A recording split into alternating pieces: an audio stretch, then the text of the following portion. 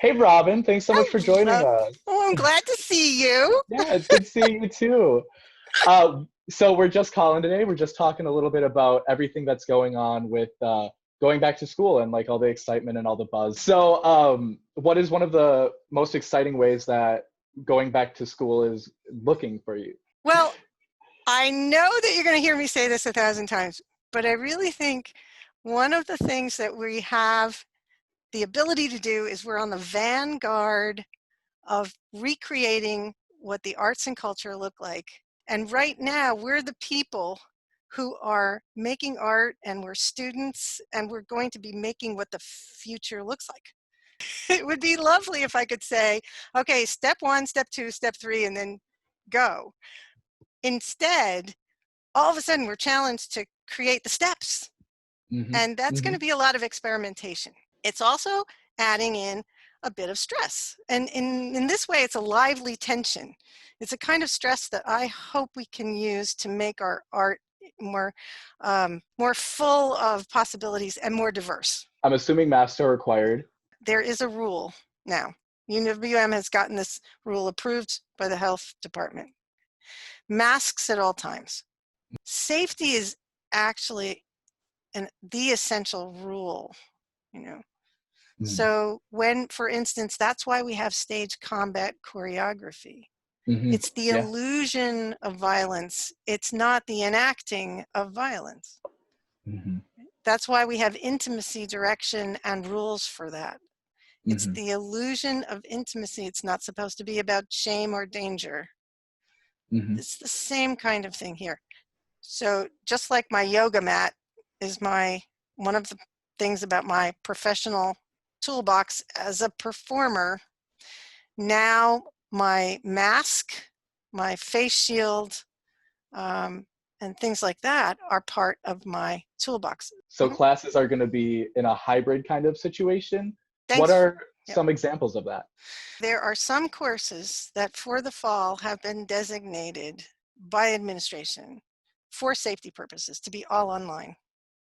What are And some examples or some like, example, okay, great example is if you have anything that has history in the title, yeah.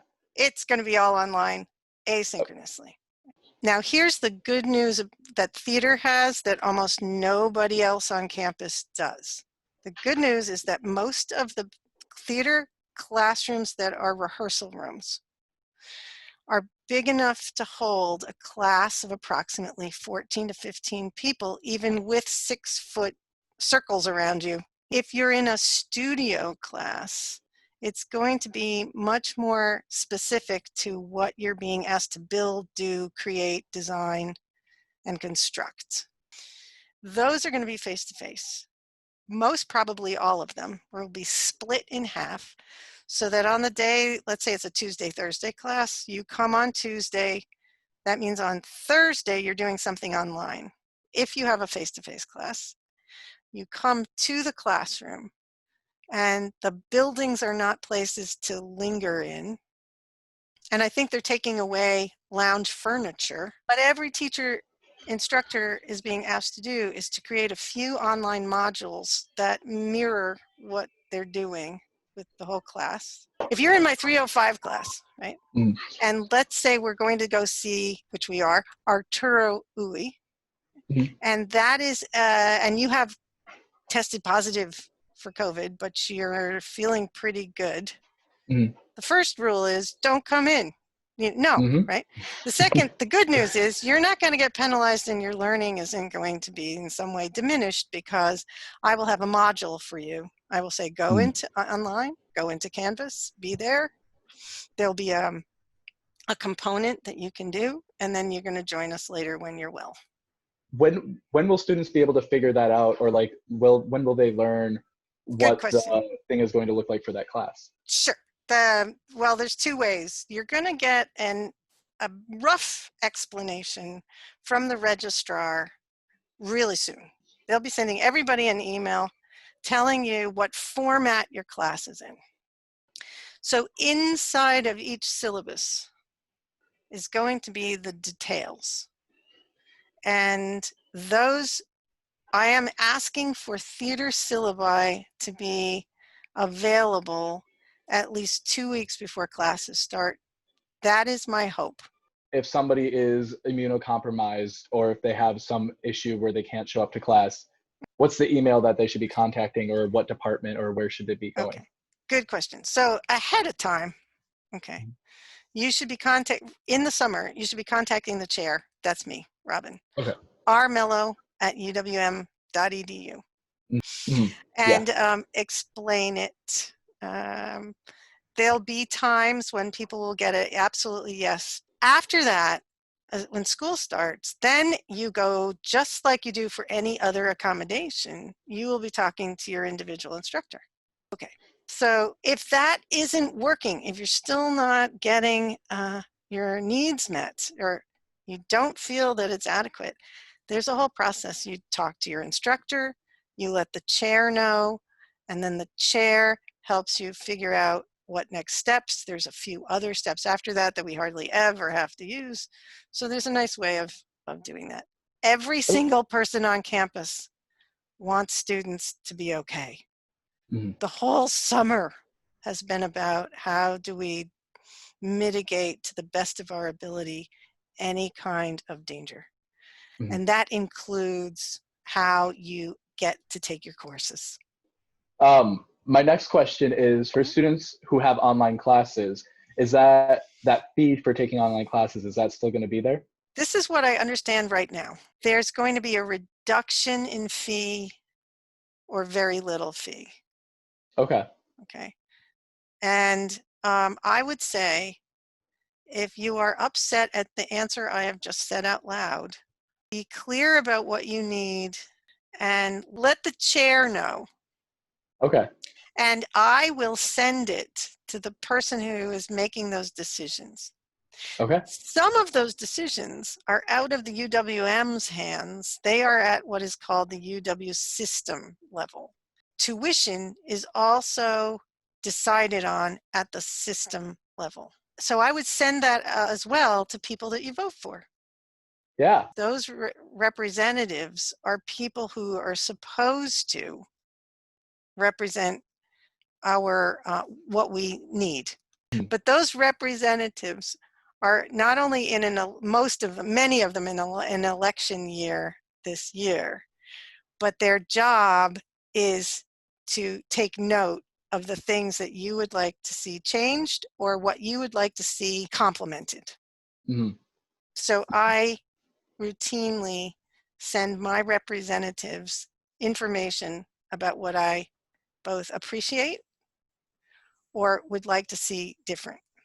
Okay, so come with solutions or alternative options and present those. Yeah.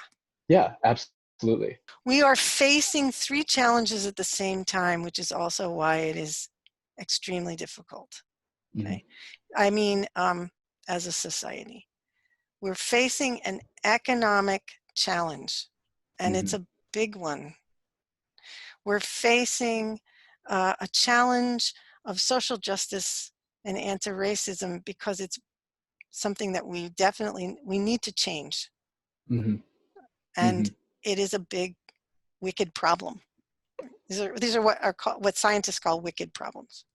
Mm-hmm. And we're facing a virus, right? And it has the ability to affect anybody who is human. Right? Which we all are. Yes. So these are wicked problems. Wicked problems do not go away by themselves. Wicked problems get solved by multiple answers to bits, and at the same time by by people coming together from diverse perspectives to work toward some solutions. Since we have 3 of them right now, we're going to do our very best to meet the challenges and figure out how to do it not only in bits but with other people, in alliance, in community. Our other challenge is to let people know what we need in order to keep that balance. And to understand that if you're too stressed, your brain tends to shut down from thinking in a very flexible, innovative way, because Mhm. that's what our biology does. Any director that we have on our staff wants you to be safe as possible. We want everybody to tell instructors from faculty what you need, right? And Mhm. be clear. And giving us something to act upon is always better than to giving us something to feel.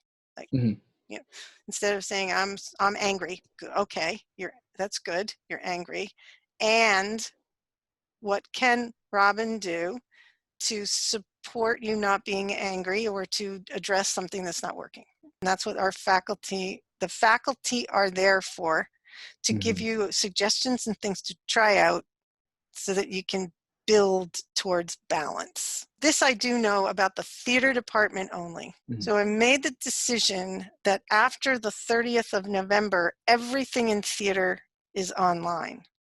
What I can see is that during the colder months that there is more of an opportunity for people to get sicker.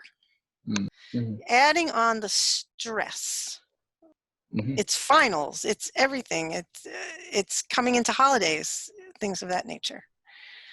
Stress puts stress on our immune systems. Mhm. Third thing that happens at the Thanksgiving break is it's quick. Everybody traditionally before COVID used that to like glom into huge family units, grandma, grandpa, everybody all at once, eating a meal together, going back to the dorms or to school. You are Mhm. stressed and you are more likely to be near somebody inside of a closed space.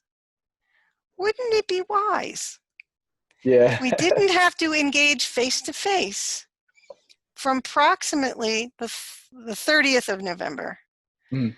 until the 20th of January? Mhm. Not Mhm. only is that the 14-day incubation period, but it also gives you a chance to lessen the stress, to finish things up, and to figure out what's going on, get through holidays. I was concerned that people would think that this was a bit alarmist. Mhm. It's hard when you're the chair of a department, because sometimes you have to make decisions based upon good information, but it can go either way. A Mhm. lot of the faculty have said that they thought that this was a very good idea. I let faculty know about this decision at the end of June, Okay.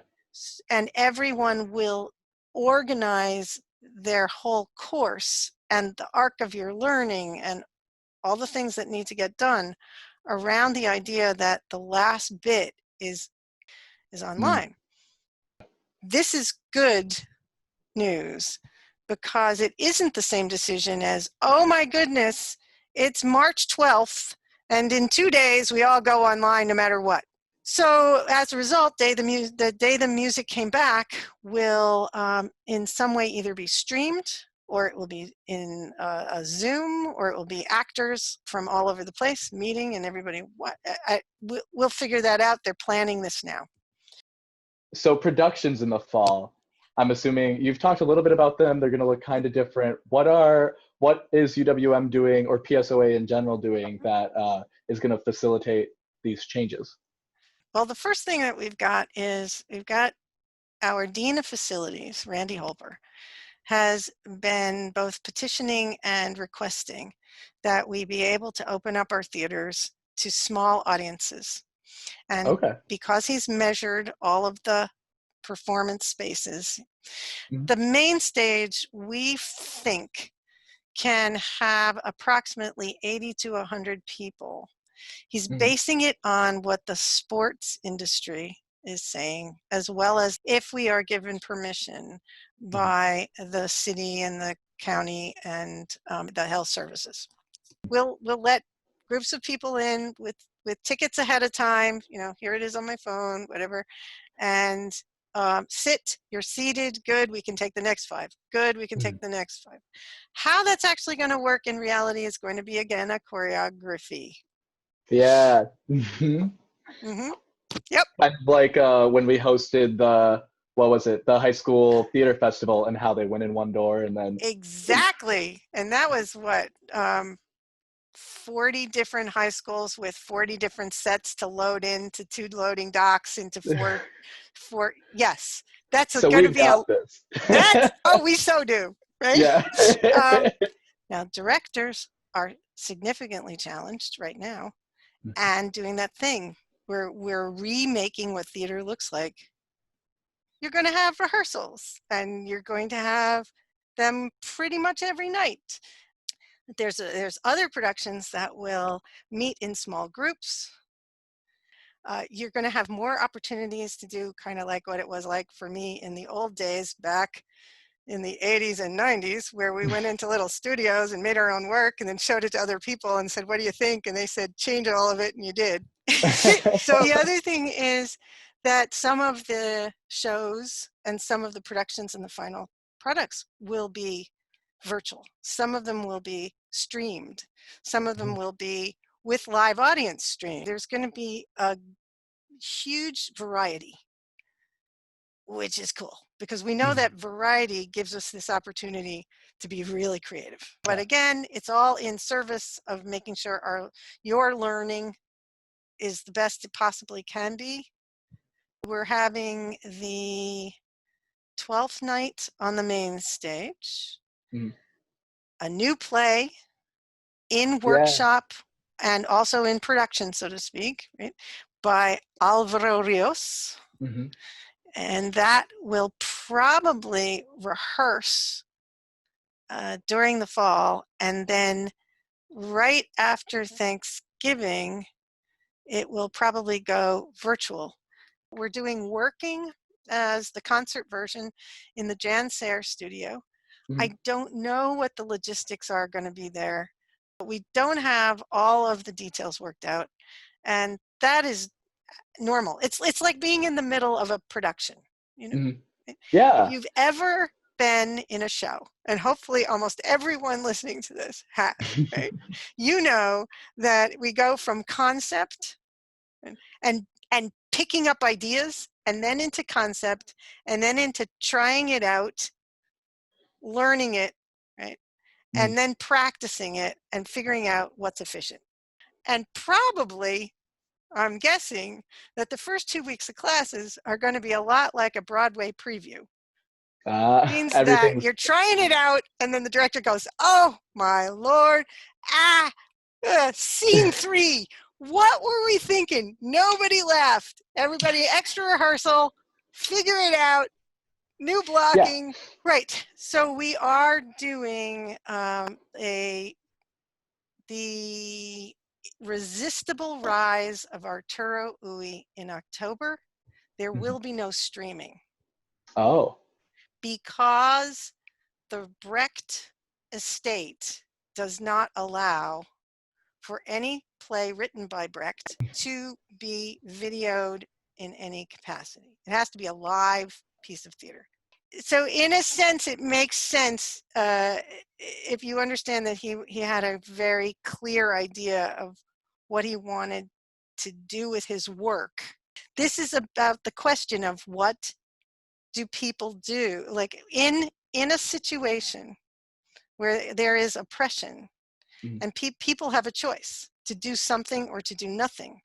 This play is about how people did nothing and oppression increased. So if you're supposed to engage in that question in your own internal life, it is, Brecht, I think, would say it's very hard to do that in a mediated space. Now, we may be showing Brecht to be wrong in the 21st century, but he's dead. He doesn't know that. So we are going to do this. We are going to open up for previews. Instead of opening we're going to open on Wednesday. On the Monday and the Tuesday, we are going to open up the tickets that are free if you are a student. With every other show, if you are a theater major or minor, you get free ticket. Okay, well, thank you. Is there anything else, Robin, that you wanted to say? When I was getting my BFA, and I was between 18 and 21, right? Mm-hmm. I wanted to see all the change happen now, Mm-hmm. immediately, right? And that is actually a really great thing to experience. So if that is your experience, congratulations, you're right where you should be. Mm-hmm. You know, that's healthy, you know, Mm-hmm. and that's good. It's good for the world to know that there's immediacy and a sense that we can do this now and get it done and get it over with. Right? Mm-hmm. And people my age, over 60, okay, I'm really, yeah, have see things sometimes more as a flow and Mm. as a kind of an arc or an evolution. Right? Okay. So you need both those things to make good, important change in the world. And it's really interesting how incremental work can lead to a big change. Just as much as every once in a while, a big change right now can lead to a big change. Every time we have a challenge or a crisis like this, it shows up in our art making. Can I say one more thing? Yeah, All right. absolutely. I was going to say, yeah. I just want to say I'm really excited about this year.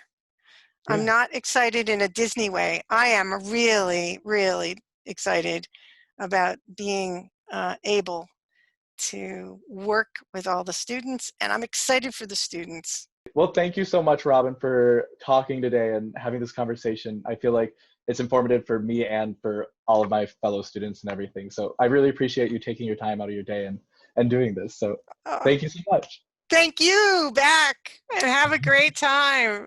Thank you. You too. See you in the fall. Okay, see you in the fall. Bye. Bye.